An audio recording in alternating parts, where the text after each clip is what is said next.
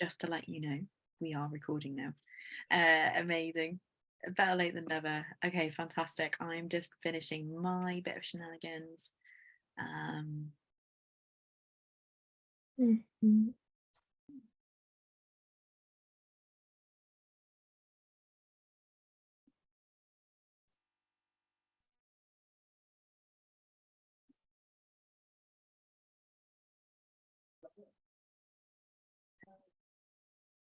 Some lovely stuff on here, guys. Thank you. Oh, amazing. Right, I'll actually start sharing a few of them out loud just in case people haven't need to read them.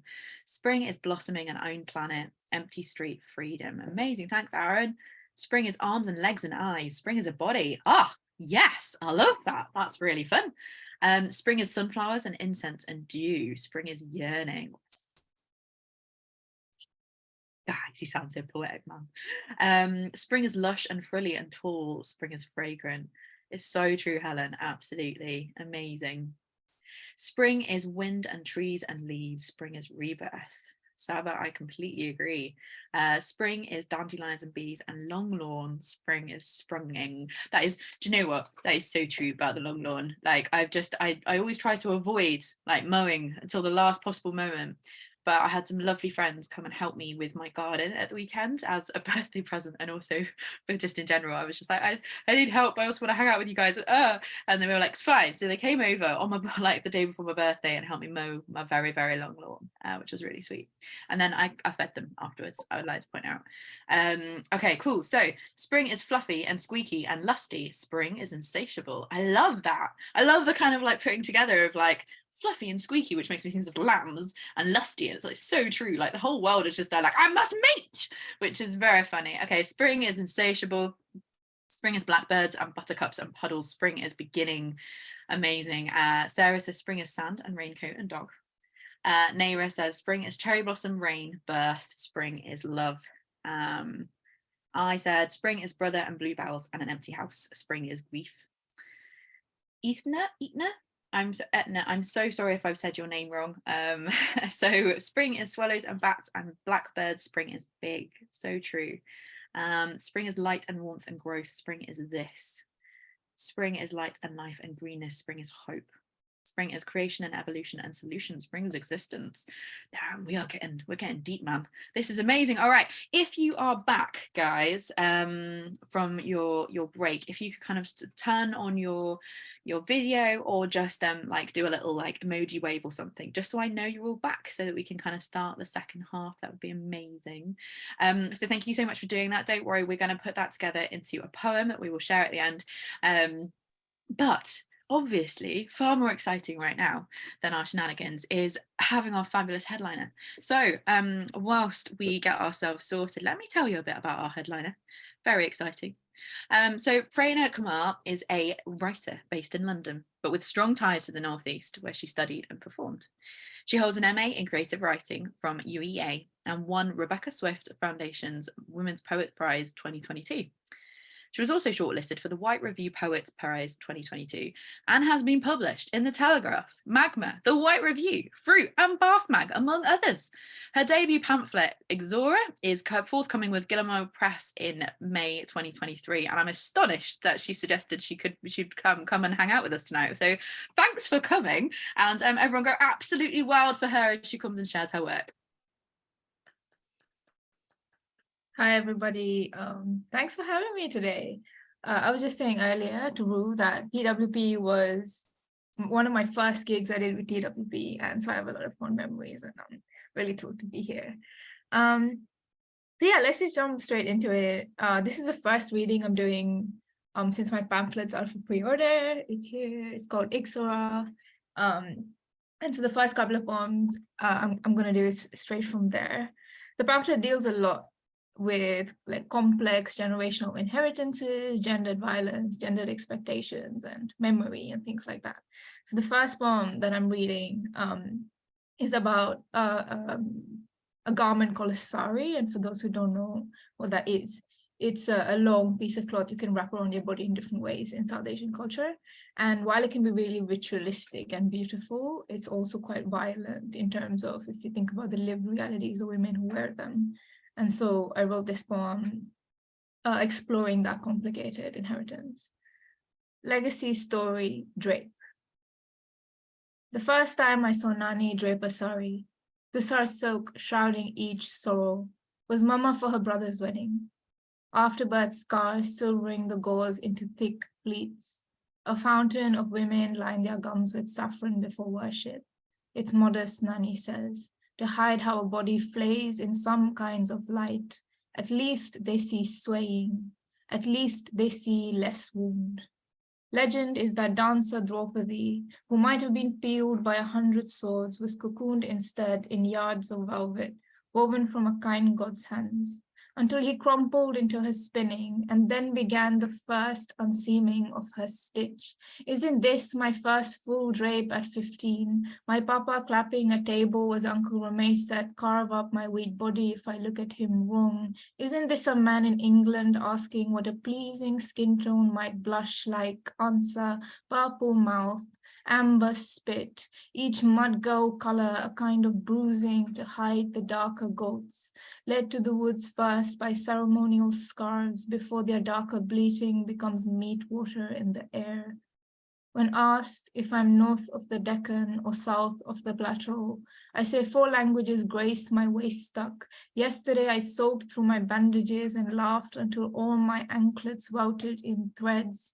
A daughter escaped the coast a story ago in her grandmother's silk. When she dug out that first bowl from the base of her neck, she found every family woman in the wound, muscled there into knots. Backless every night, I pleat my grandmother's leftover body in windows. I tell myself it's for the view, not the fall. Thank you. So yeah, the second poem I'm going to do is kind of a continuation of some of these inheritances that I explore in the pamphlet. And this particular one is of my privilege. So I came here to study when I was 18. And one of the reasons I could come here is a lot of sacrifices from different people in my family, but specifically the women. And I'm very aware that I'm here, like my story could be written here because somebody's story stopped or was stopped. And in that sense, this privilege is like very cannibalistic. And so I wrote this poem unpacking what it means to be here as a first generation migrant. Migration pattern as cannibal. 1. The beginning is the border you cross. You forget the story of how second cousin Soraya once journeyed here, how they pried her open, dragged out a squirm of mehndi braid, the end thick with bits of scalp.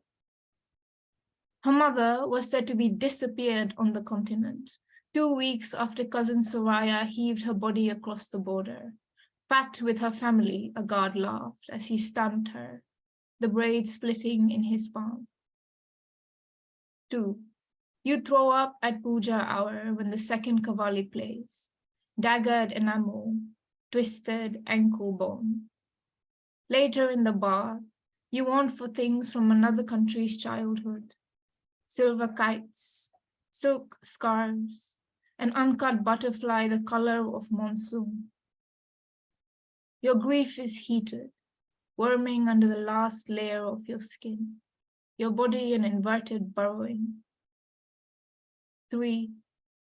On Sundays, you spring clean what body memory you've churned up to adorn your latest tenancy. Iris in the spatulas, hydrangea bowled in a charity vase, cavitied molars under your pillows. In a dream, your mother wraps her fingers in garlands of spinach and bay leaves, plays Kishore Kumar on the radio, calls you a stubborn child as she points at the skin bitten off her thumbs. Careless child, obsessed with feeding, a baby scorpion picking through your mother's living shell, giggling when you kiss your teeth. 4. When you take that first step into the Arabian Sea, it rains 3 nights. Flying fish bridge under your feet as mama's fingernails guide your each step. Behind your eyes, collarbones lift the splattered map of her, eager to be at least a wet piece where you are going. You will not remember the beginning of your journey, how she slits the neck of her story, And do you drink? Thank you. So the next couple of poems I'm about to do is a slight change in tone from all of this sadness and violence. I was involved in a project late last year where I looked at a lot of beautiful Mughal paintings. For context, the Mughals were rulers of North India around the 16th century, and they were very obsessed with portraiture and capturing like royal subjects. And I went to the British archives, the set of paintings that they had, and there were these exquisite pictures of women in various states of tenderness with each other. And the one common thing that enraged me a lot as a queer person is that a lot of the titles were like lady and her friend, or princess and her attendant. And it's this kind of tendency for historians to erase queer narratives. And so I rewrote a lot of queer intimacy into these portraits and tried to imagine what these women might have been saying to each other in them.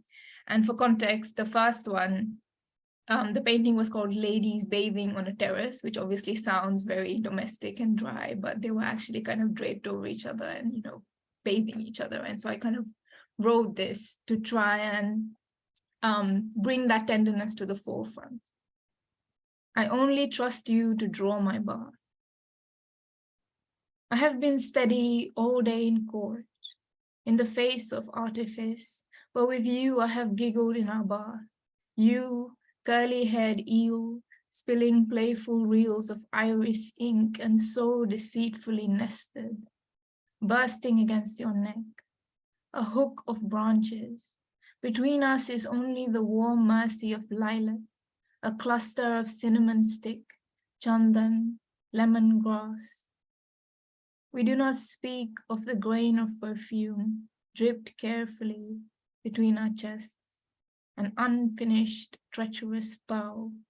What lifts off me when I look into that oily mirror, the stalk of a third body in heat and silent, to hear you in this slow cocoon, your lingering laugh a whirl of lotus stripping by petal in the air. Please, laugh once more. Again, let me lace my robes with it. Let me feel those rogue sepals of threads scratch into my shallow sleep.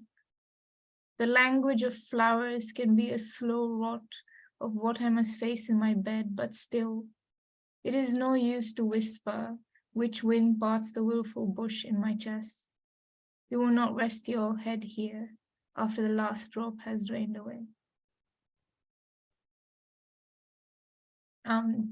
So the second poem that's part of this set is called Braid of Desire Twisting.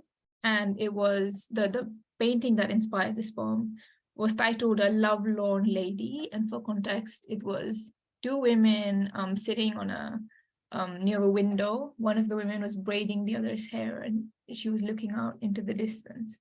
And it was braiding hair, especially in Indian culture, and I'm sure in a lot of different cultures, is such a tender thing to do. And so this is the poem that I wrote after that portrait. Braid of Desire, Twisting. I know you enter by the minor of bells behind me, a swarming of drum song that delays eruption. How thickened rasa might spread over cracked joint of bone. And that rogue broken bell that can only belong to your heel. How it grazes the fold of birthmark when you step closer. My ears writhe with rustling vipers. My eyelids livid with blinking. You make breath rattle through me, a shard of splintered flute. You take me in your palms, the air ripe with spiced henna, a nail's acre of crushed ginseng, and I must be so still when your fingers rake through, smear my length from open root towards earth, gazelle pool, charting an unrushed ravine down the links of my spine, this inhale held ransom. I dare not turn to face you, or the braid won't twist, won't coil, come loose. My eyes must remain blinkered, belong to horses. I must make a cherished waham of counting eagles as they circle my view outside the window. Thrice measured and hurtle towards my palace parrots, thick with the paste of poppy seeds. Ah, spell me. I am tightening in your hands as a second neck might. Please keep your fingers there. My hair is still undone.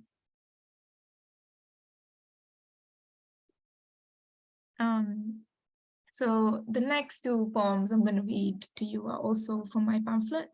And as I was writing this pamphlet, while confronting a lot of these gendered violences within my family and within Indian society in general, I realized that I was unable let me rephrase this. I kind of put a lot of the female members of my family in a box. So I was viewing them through a very specific lens, and I kind of was taking away their joy and the desires they might have had and who they were as people. I was kind of whittling them down into the violences they suffered, and I realized I was doing such a disservice to them by doing that. And so these last two poems were my effort to write desire and joy back into their lives. So this poem called Moonflower, it's inspired by a personal memory. My mother, we live by the sea, so my mother scaled fish every morning without fail. She would listen to this Indian singer called Muhammad Rafi, who's singing about spring and the lovers celebrating spring and going to each other. And all I remember of that moment is her cleaning the fish, but looking back, there was so much more going on. And so this poem was me writing desire back into my mother's life. It's called Moonflower. Mama's roots are doused in rosy fish water. Her thumb caresses the mackerel, scales flashing across her gold-threaded kitchen robe, flecking off her fingernails onto the seams. She reaches for the spice mix, a strain of ajwain, turmeric, and ginger to stuff into where she has sliced the slippery tube. Her fingers weaving in time to Muhammad Rafi promising spring, licking the briny webs between the fingers that once threaded garlands of marigold from dusk till sunrise, spearing each base, then threading through the next, careful to keep the green intact. Her lover bringing mounds of the gold shower, humming rain your flowers, so by the end her robe smelled like the secret of its insides. When the tape snags on a fish scale and the room is spun on the curve of her favorite line, Mama obeys and slings mackerels by the fistful from the bucket her husband has strolled home. Beloved, beloved, beloved. Her hands tear open the tendrils of her hair, heavy with the mildew of morning mogra, threading her favorite flower.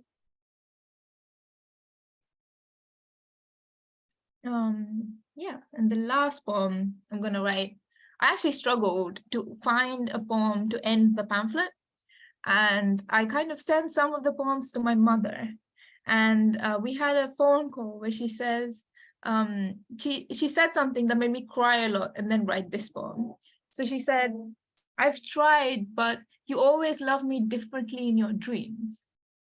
And that really stuck with me, because again, I realized what I'd been doing without, like as a child, things stick in your memory in specific ways, especially if you've been hurt. And I'd realized how much it hurt her that I wasn't looking past that.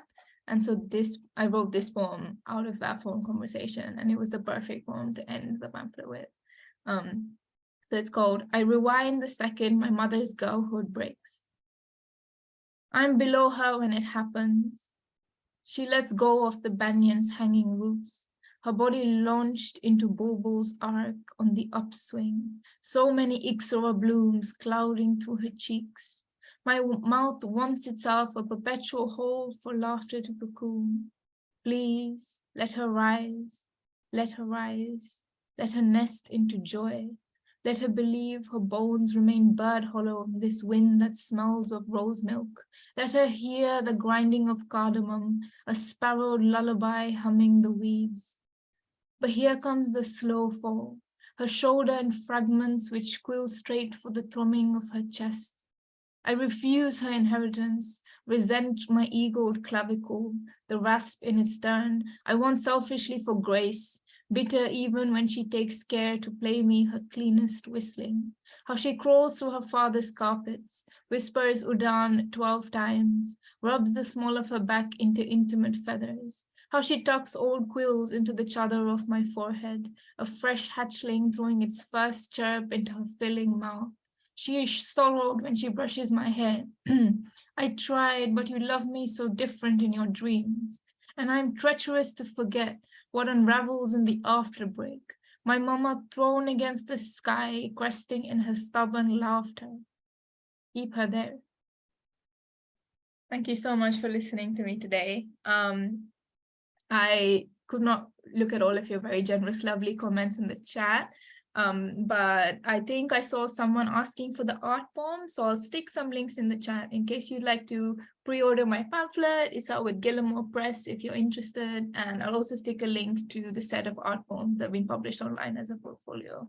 And also amazing clap to all the lovely open micers who read before me. Like, I loved hearing your work, and I'm very excited to read everyone who comes after. So yeah, thank you so much. Whoa, everyone, unmute yourselves and go absolutely wild.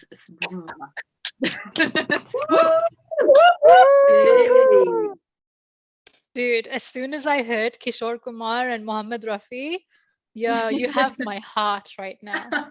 Yeah, it's my mom's favorite singers and by extension mine, because I grew up listening to them every day. As they should be. I listened to it on the tram home actually, but yeah. So just for context, those two are singers who are these romanticized men who sang beautiful, melancholic love songs that especially Indian housewives love to hear. So yeah.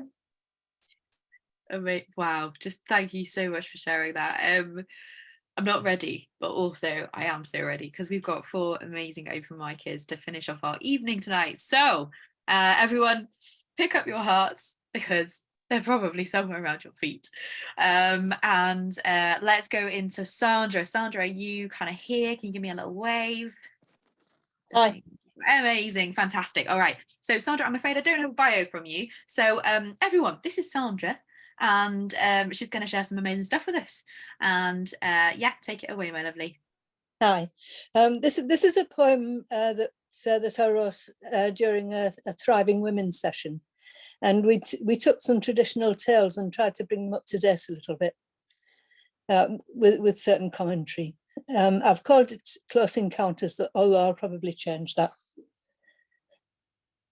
Get off that screen, Red Ride your bike, and take this pie to Granny. She's bad in bed, she cannot walk, and the food bank won't deliver. Bike to Grove Hill by the road and give the park a miss. Garages let her rally in, they'll only take the piss. She should have done what she was told, for halfway through the park, Jack hobnailed boots with spiky hair stopped her on the path. Bet you're off to see your gran in Coffin Dodgers Lane. Our taxes pay her benefits. You read that in the fill. Hands off my bike, said Red to Jack, and your eyes off Granny's pie. And do one, little big man. To which Jack H replied, I'll take that pie, Red Ride your bike, and I'll have your bike as well. Do you think that you can stop me? I'd like to see you try. Oh, look, cried Red, a distraction. She pointed to the sky, then pedalled off like fury before he realised. She got to Granny's just as well, plates piled high in the sink. The council's cut my home help and the gas is on the blink. She'd just made Granny comfortable when Jack turned up team-handed. Hurling mud at Granny's house, they shouted and they chanted. Red knew the police would take an age to rescue her and Gran. She'd have to sort it out herself, but she had a cunning plan. For Red was one of Granny's crew, not one of them faint-hearted. She taught them how to do what's right and not give up without a fight, to stand up to the bully and to look out for their own. Now Red rode into action to defend poor Granny's home. She snapped the villains with her phone, then posted them on Facebook. "Are these your yobs?" she captioned. "Come round and take them home." A dozen mothers soon appeared and slapped each shaven head. And as they dragged the lads back home, Jack's mum turned round and said, "Don't worry, lass, they won't be back. He's going straight to bed." Today, Jack's gang were villains. Rough justice well deserved. But in the end, they'll turn out well, with mums like that behind them. And now Red's granny's happy. She's warm and safe and fed. And proud Red learned resourcefulness in the family that she bred. Thank you. Amazing. Excuse me. Amazing. Take it out. Woo! That was absolutely wonderful. I love your humour. Thank you. Absolutely amazing, Sandra. Thank you so much for sharing with us tonight. That was fantastic. All right. So next we have Linda Golden. So let me tell you a bit about Linda. Linda is a Scot living in Derbyshire. Her poems have reached magazines, anthologies, and the occasional competition and choir song. Ooh, that sounds mysterious. She is the author of the pamphlet Speaking Parts, Half Moon Books 2019. Give it up for Linda as she comes to share. Thank you very much. Signed up at last minute, picked a poem at last minute, because apparently this last week has been Amphibians Week. So I hope you've been really nice to newts and frogs and toads. This is a poem about a golden toad who's nearly gone, lost the habitat, caught a terrible toad fungus, maybe completely gone in the wild, but zoologists have tried to save them by carefully washing the fungus off, by keeping them in zoos and initially when they had nowhere else in hotels. Anyway, this is one of these poems which hasn't found publication home yet. So I made it a little companion. So here is the Panamanian golden toad in pottery. Panamanian gold. She told me she was never quite so warm as when she took her baby bath. How every pool she'd tried since then came curtained in cold showers. She told me how she'd climb a tree as a refuge from the snake-hip death patrols. But sometimes someone waved, calling so softly, she'd climb down, wanting to be held. No, she knew nothing of the children. Loggers had come, sickness, drought. Back then, I could still call her my little yellow frog, but nothing stopped the toadskin fungus. "Don't touch me," she said. "I swear my skin is poison. It won't wash. I'm burning up." I stayed, of course, hoping she'd make it out of the woods. I waited. Naturally, there is no gold. Thank you. Amazing. Thank you, Linda. Woo! Lovely. Oh, only two readers left. Oh, but that's okay because we've got Diane.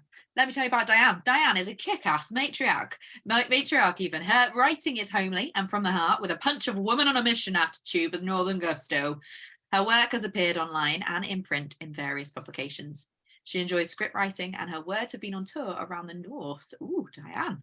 Amazing. So please give it up for her as she comes to share her work with us. Hello everyone, what a lovely evening, amazing headliner and readers. So I'll get going. Seashell whispers. She replies, something about the ashes of the once alive that are in my second skin. They weep and I know. I am seabed buried with X's and rear view mirrors and morning sentiments till moon bewitched by dawn. You gaze at me, you bathe in me, you expect too much. He replies, can I whisper something just for you? You are my sail, not my anchor. I paint the essence of you like Banksy. I'm chewing on trust without you turning. I see sanctuary and other times I see a moody bitch. You are my constant and time to come till the seabed hun.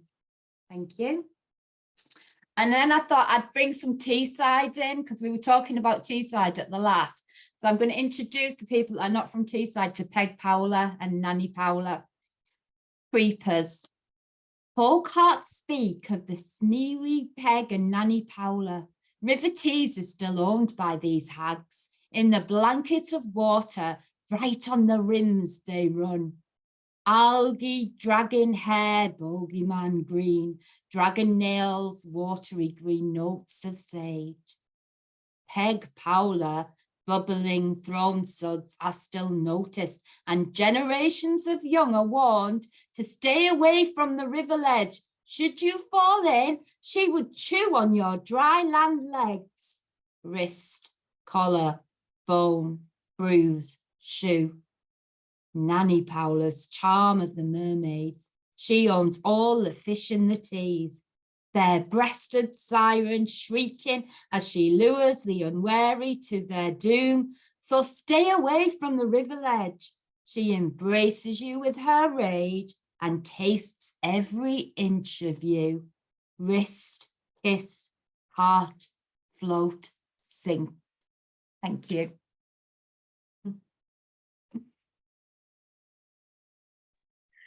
Chilling. Thank you so much, Diane. Woo! Amazing. Also love that you are educating us on Teesside. Really appreciate that, especially because people need to know. So thank you very, very much. Absolutely fantastic phrases in those poems as well. I really love those. Oh, amazing. Guys, we're on our final reader for the night, and then we'll be sharing the communal poem and some extra little bits. But so the wonderful Saba, if you wouldn't mind unmuting yourself. I would tell you all about her, but I can't because I haven't got a bio. So you're gonna have to tell us a bit about yourself and then share your work with us.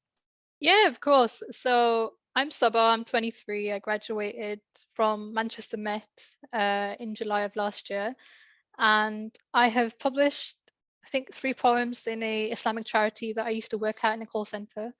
My poems are dedicated to women being brown or of color, or just being a woman in general, fighting the patriarchy systems that we have in this world. So whenever you're ready, I am also ready with my poems.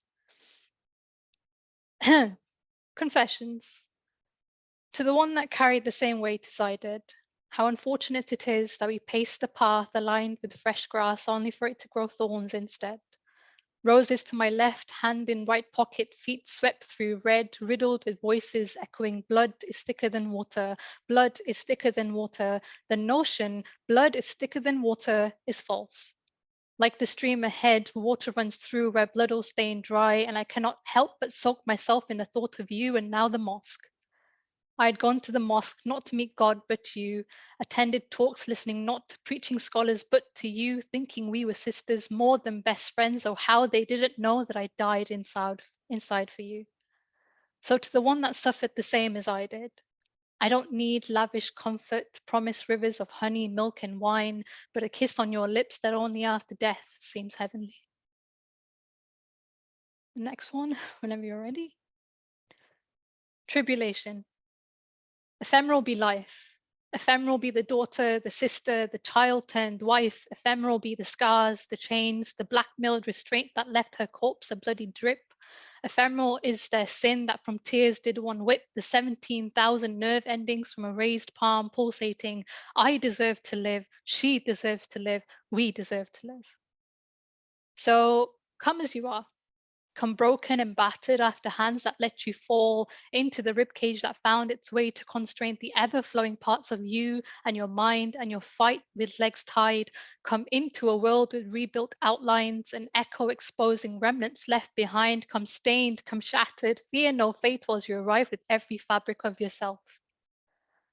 as I am the same height as she, with the aches and pains inside of my chest with every breath and false request that stumbled their way down broken bones of hers. She is whatever the moon has always lit and whatever a sun will always blaze to a tree called life that grows higher than slurs can hope or rules can hide. And this is the wonder that is keeping the stars apart, for all the do's and don'ts are now uniquely hers. And the final poem. Where in the body do I begin? A poetic essay. Body, noun, physical structure, counting bones, flesh, and organs of a specimen. Biology. Begin with the egg and the sperm to make an embryo, with DNA being transcribed, translated into proteins to be modified, a symbiotic relationship between bacteria and human from the skin in the mouth, the esophagus, pipes flowing societal opulence leading into the ileum, jejunum, and all the way through the backs of those who stabbed her into adulthood. Psychology. Begin with the model of the ABCs, antecedent, an action that once started as innocent favors, thorned into indebted, you owe me behaviors of a tobacco-leathered belt, a tarried, burnt belt that whipped the conscious of a consequence of memory resulting in EFT and trauma therapy. Societal accountability. Begin with a sea of black that was her hair, anchoring curls that whipped the ship steady of simple breath, or how her strands carried grease, sanguine stained with disloyalty vowing, it stops when you obey only for their hands to grey her locks into scalp-dried straw, fished out and left for a world to blame upon her the constraint of an relationship. Begin with the sapphire and her cat-like eyes, a god's healing sight that with the light touch did she realize a rounded shade of green, a restoration of this intoxicating spring. But lashes could not protect against the covenant's flesh-trialed orange blaze, a contradiction forming ashen bags, preventing her wife's acceptance into matrimonial gaze. Begin with the voice that flowed like liquid gold, a smile revealing sets of pure white that under political eyes did business display works of public lie. Heavy suits and senile ties beat out pink from peach side. A government slave she is to isolate her thoughts in a box beneath the value of her minimum wage slip to slide and accept her position as a working woman. Her testimony. Begin with a woman with hands that grazed arm's ink. From traced fingertips did scars trick the yin and yang printed on my wrist. A disrupted piece as snakes slithered false promises up the forearm of gaping blade marks, intertwined with nightmares, stitches, one too many lashes, that from valiant muscle my shoulder now flinches. Begin with a woman whose spinal cord held up beaten bone, flowing to legs binding, stitching ahead, carrying one too many a bruise, blued by nails, cultivating, contaminating, vulva-bearing baby making choices that were ripped and pried without my permission. Begin with a woman but end with them. Begin with those and end up men gifting her an accolade of praise in return for a weight placed on their chest like chains. The moment ignorant accept feminine heels in step, they will push blood like rivers to the spirit till the odds kill the very reason I am to live. Thank you. Great. Woo! What a way to finish the evening. My goodness me, we've had some incredible stuff tonight. Guys, thank you so much for sharing, trusting us with your work, for coming and getting involved, and also for sticking it out for all of us as well. Like, I think it's really easy for it to feel like I'm here for my poem and then I'm off. And that's not been the case at all tonight. It's been such a lovely thing to share this space with you. So two things. One, I'm going to share our communal poem, which you made, which is an amazing thing. And I'm going to share it. I'll speak it out first, and I'll also put it in the chat so you can read along if you need to. And then the second thing I will tell you about next month event, which is an in-person live event, which is really exciting. I'm going to tell you more about it, but I'm going to do the communal poem first. So stick around, and then I will be able to share it with you. All right, here you go. So, untitled. Spring is arms and legs and eyes. Spring is a body. Spring is sunflowers and incense and dew. Spring is yearning. It's fluffy and squeaky and lusty. It is insatiable. Spring is light and warmth and growth. Spring is this. Spring is blackbirds and buttercups and puddles. Spring is beginning. It's sand and raincoat and dog. It's brother and bluebells and an empty house. Spring is grief. Spring is wind and trees and leaves. Spring is rebirth. It is blossoming an own planet, empty street, freedom. Spring is cherry blossom, rain, birth. Spring is love. It is lush and frilly and tall. It is fragrant. Spring is swallows and bats and blackbirds. Spring is big. Spring is dandelions and bees and long lawns. Spring is sprunging. Spring is light and life and greenness. Spring is hope. Guys, that's really beautiful. Well done. You made a poem. Clearly, many of you make poems on a regular basis, but it was really beautiful to be able to share that with you, and hopefully we'll share it on the TWP channels as well. But that was really fun. So yes, that's a little taste of what shenanigans sometimes looks like. But which of you are free? You don't have to put your hands up. I'm not taking attendance. It was a rhetorical question, but have a think. Which of you are free on Saturday the 17th of June from 7 p.m. and which of you could get to Middlesbrough Library? If you're in France, maybe we'll give you a miss. Like, you don't have to come over for that. But anyone else, no excuse. I'm joking. But Middlesbrough Library, 7 p.m. Be there or be square. We need readers. We want audience. I think there's a festival for that day, so you could come to Middlesbrough and enjoy for the rest of the day, and then come and finish off in this library, and it will be amazing. We're gonna have a headliner. I'm not telling you who yet, it's a mystery. Also, there are going to be readers, going to be fantastic. You'll have me. Woo! Again, I'm so sorry if that's like a put off. No, you won't have me, it'll be someone else. No, and I'll be hosting. It'll be really fun. We'll have a fantastic time. I'm gonna see if I'm allowed to do shenanigans in person. Figure something out. It'd be quite fun. But yeah, it'll be a really good time, and we would love to have you there. So I don't think we've got an online version of this next month. It is just in person, so get yourself along to Borough. We want you. We want to see you there, and also because it's in the library, like the more people we can get there, the more people we can say, we need our libraries. This is a space that is important to us as communities. So get there.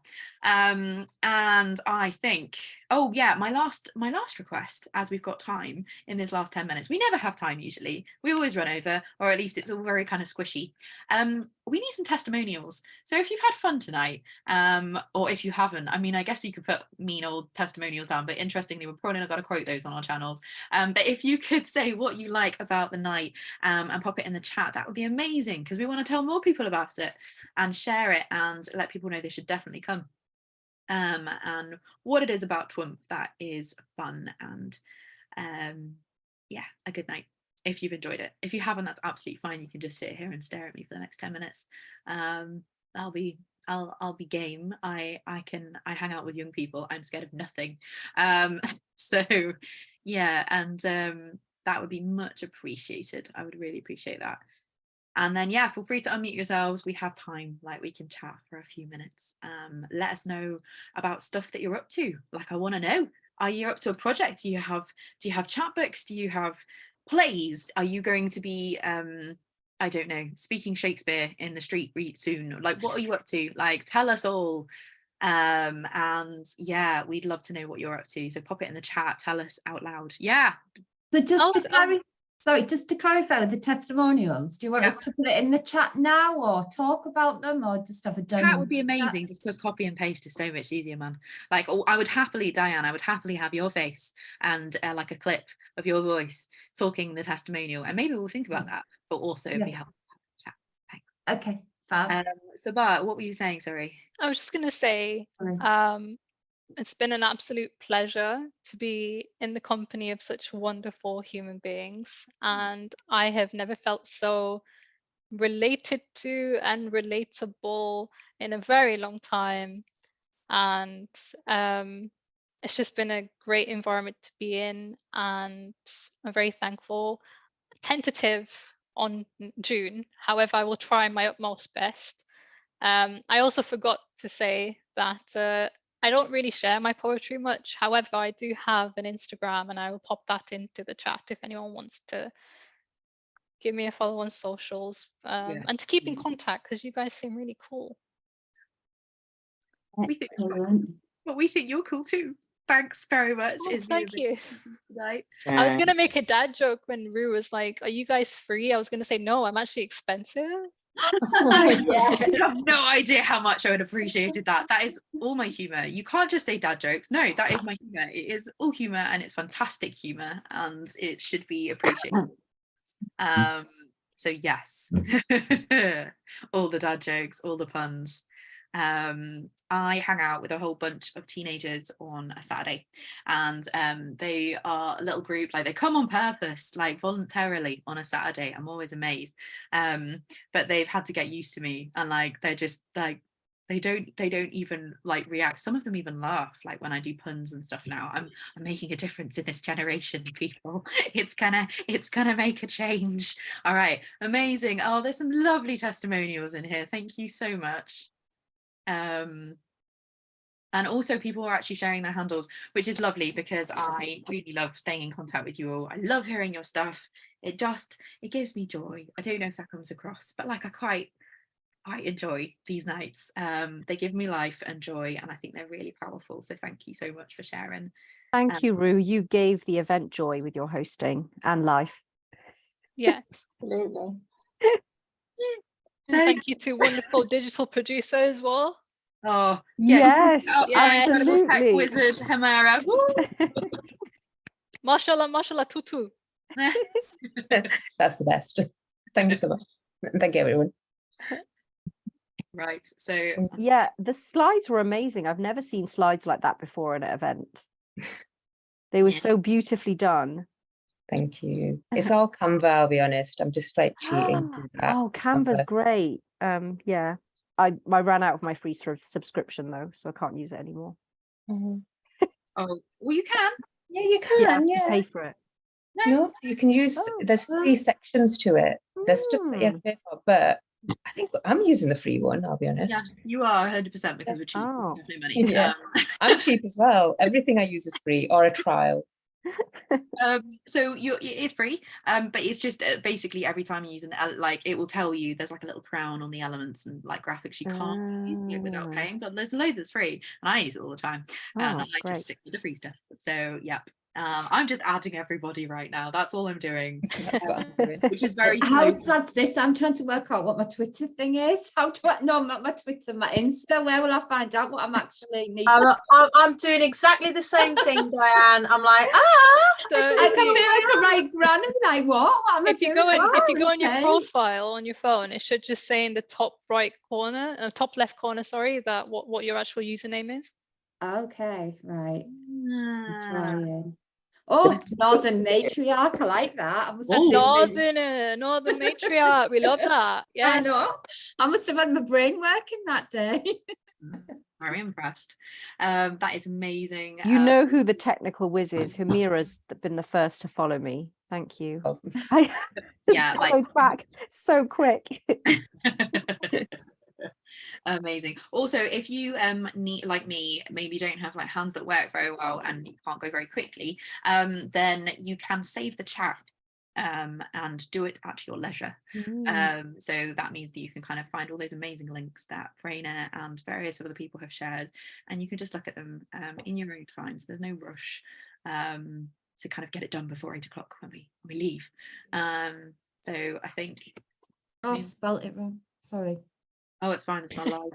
That is my... Actually, if you click on them in advance, then you've got them in your browser so that you can actually see the links when you've left. So I've already got Prerana's links in my browser open, ready to look at as soon as we finish. Oh, speaking of Prerana, if you have a like old Bollywood playlist that you would like to share, please give it to me, because I can actually share mine too. Yeah, I have So- different ones when I'm cooking, when I'm having a bath, when I'm oiling my Wow. hair. Oh, They're I love. customized. Also, yeah, like Carolyn said that you should join the TWP, and I completely agree. You really should. I'm not technically in Teesside, and I'm allowed.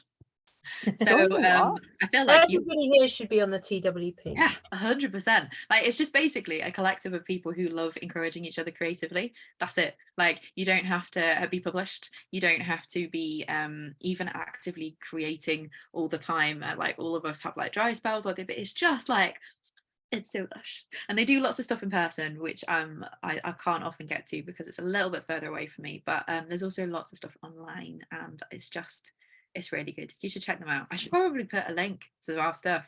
I'm rubbish at advertising us. I think I Sarah can has. barely remember to like tell everyone at the beginning of this. Yeah, this is TWP, by the way. This is what we do. This is who we are.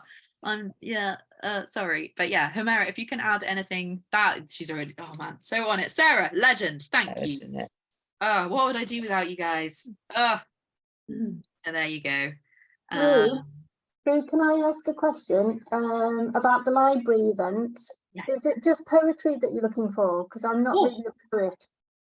Do you know what? No, it's not. I wanna like completely like bat this out of the park. No, you'll have 5 minutes as usual, and you can do whatever. So if you think it'll work really well out loud, whether it is prose, whether it's stories, whether it's an interpretive dance with words, though, please, then I think that will totally work. But you'll have 5 minutes. How does that sound? Excellent. I'll see if I'm free. I think I might be, so that would be good. Yeah, that would be the best, Pam. Yes, please. But yeah, no, I never feel like it's just, in fact, actually, I don't know if you've been to some of the other events, but we've often had loads of different stuff, and it's not always, in fact, most of the time it's not just poetry, it's lots of different things, which is really fun. So yeah, absolutely wonderful. Yeah, I was just gonna say that I clicked on the TWP Facebook link, and my baby self is still on the cover photo. I'm gonna look at it. Yeah, he's so cute.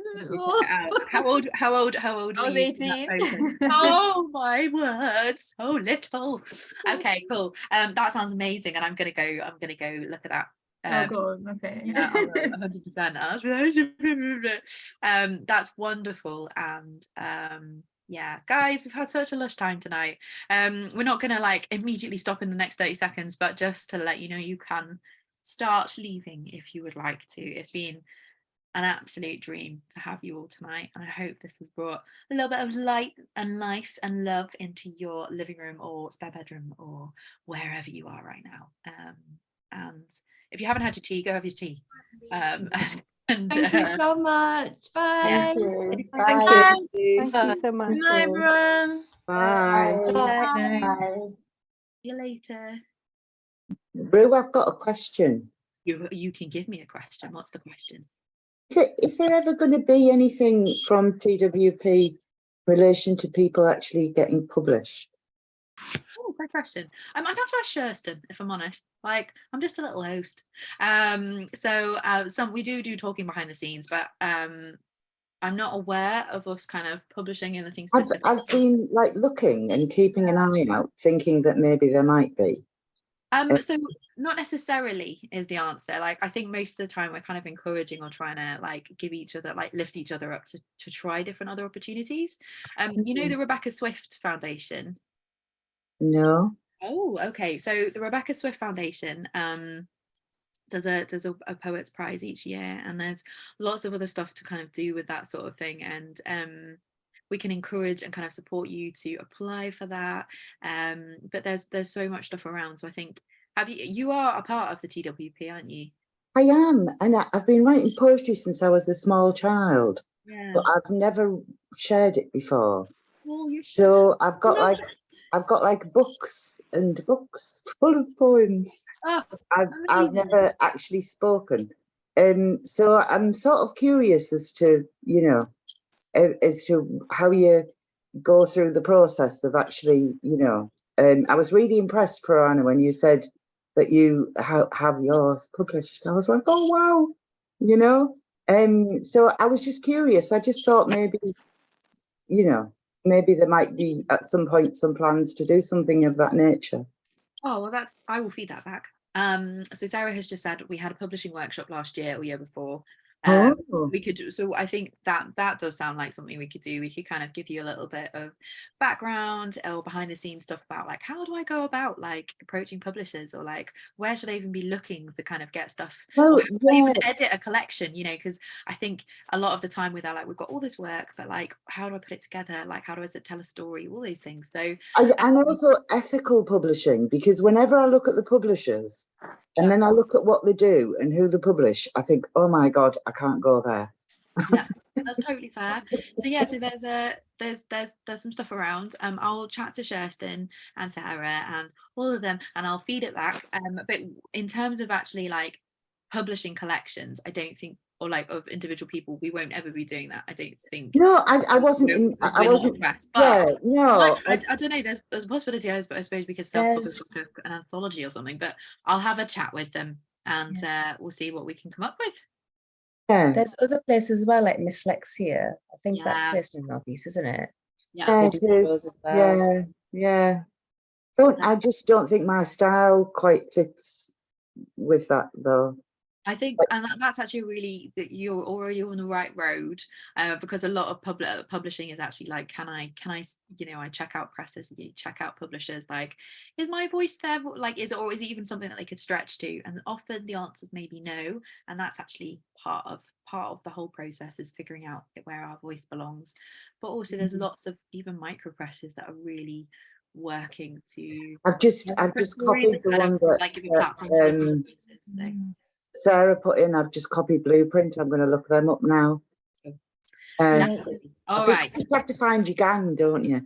Yeah. Oh well, you got a gang. We're pretty. We should have tattoos, but as we don't yet. And yeah, so that's good. So yeah, so Humera's also put New Writing North's kind of awards in as well, and I think you're in the North, so you would be eligible for that too.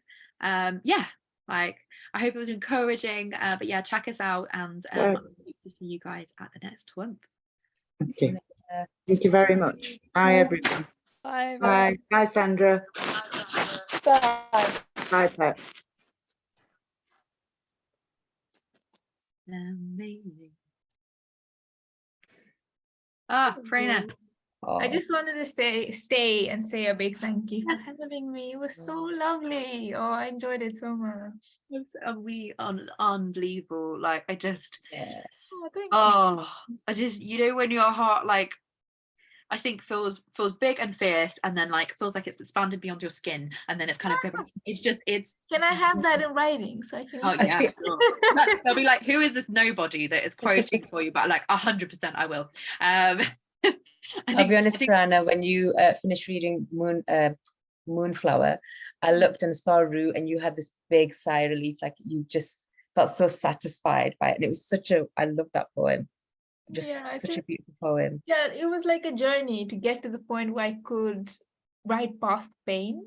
Yeah. But I think that was really important for me to understand and realize. But yeah, I just wanted to say a big thank you. And if there were any more online events, I would love to come. Oh yeah, we're the third Tuesday every month. Yeah, I used to write so much with TWP, like first 2 years I was in the UK, and then I graduated from uni and I moved to Norwich, and then I moved to London, and then it was just hard.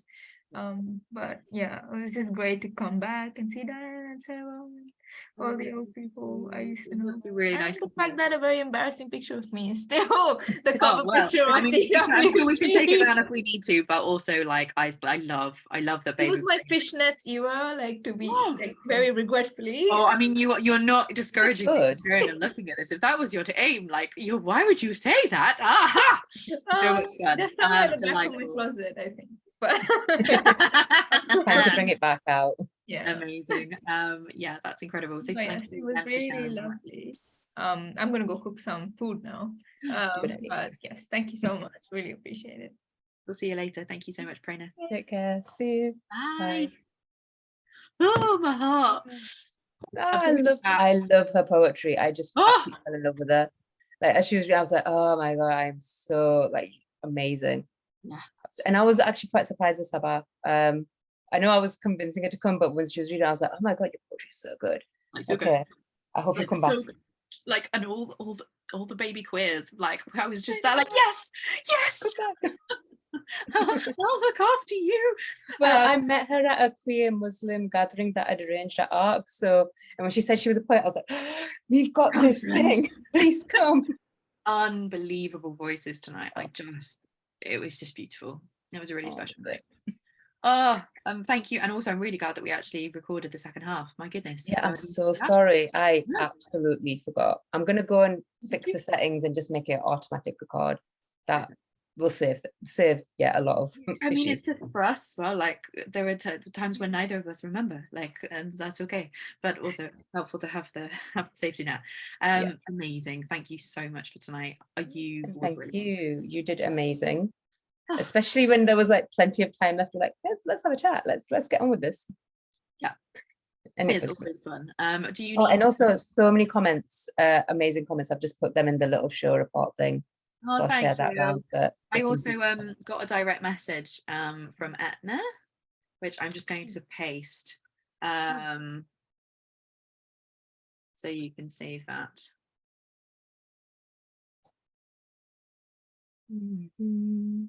Oh, I know.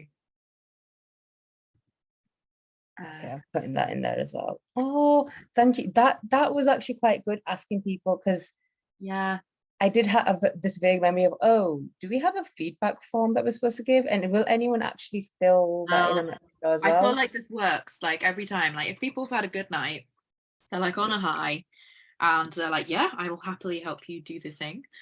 And yeah, I keep meaning to do it, but then we always have too many readers, or they've taken too long. So tonight I was more on it with like stopping them, and it was better. So yeah, it was way better. Yeah. So Brilliant. you're a legend. Have Thank a lovely you. evening, and I shall see you. Well, I won't probably be in the June one, by the looks of it, but I will see you very, very soon. I will try and come to Hartlepool. I'll see. How will I do TWOOMPH without you? I don't understand. You will do very well. You'll be doing it in person. Impossible. I'm gonna be like, no, I'm sorry, we're a duo. We have to do things together. I cannot do anything. Where are the slides? However, if you don't want to get to Borough, I do appreciate that that's quite a way. So yes, but yeah, it'll be good. Yeah, I'm trying to figure out how to make it more accessible actually in person as well. If you have any thoughts, like let me know. I mean, if you'd have to go and have a look at that space and see what possible kind of accessibility there can be. Yeah, I think it might be a good idea to have like a little bit of a meeting with Sherston if all three of us get together and just have a chat about it and see what the plan is. Yes, that would Yeah. be also. I really need to sort out headliners. Yeah. Anyway, I'm gonna go. Bye. Bye. See you later, my lovely. See you.